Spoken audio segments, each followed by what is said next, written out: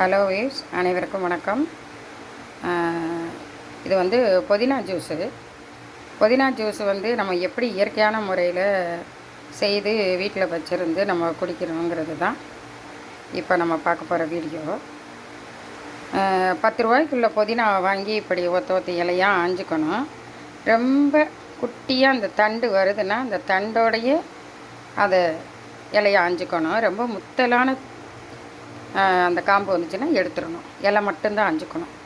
இப்படி ஆஞ்சி 10 ரூபாய்க்குள்ளே புதினா அப்படி வாஞ்சி கழுவி சுத்தப்படுத்தி மண்ணெல்லாம் எடுத்துட்டு நல்லா அழகு போல் எடுத்ததுக்கப்புறம் ஒரு துண்டு இஞ்சி, அதாவது 10 ரூபா புதினாவுக்குமே இந்த இஞ்சி தான். இதை குட்டி குட்டியாக நறுக்கி வச்சுக்கணும். அப்போத்தையும் அரையும் போது சேருமானமாக இஞ்சி துண்டு அரையும்.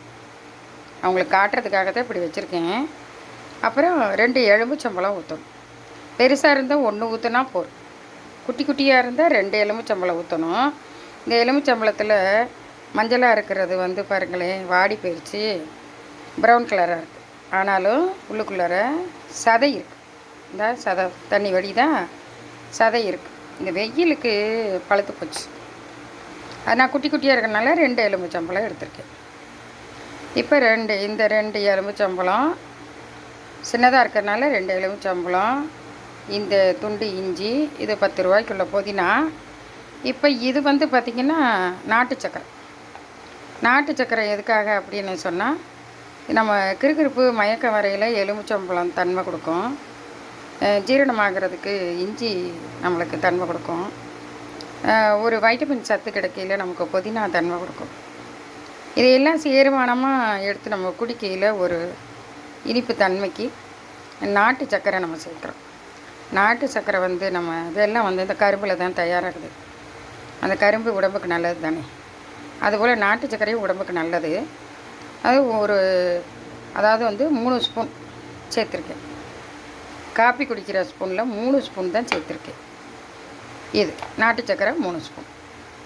இது எல்லாத்தையும் இதை குட்டியாக நறுக்கிக்கிட்டு இதை பூரா மிக்சியில் போட்டு மிக்சி கப்புக்குள்ளார போட்டு இதை வந்து கொட்டையெல்லாம் எடுத்துட்டு புளிஞ்சு விடணும். அதில் புளிஞ்சு விட்டு நல்லா மிக்சியில் ஒரு சேர நல்லா அடிக்கணும்.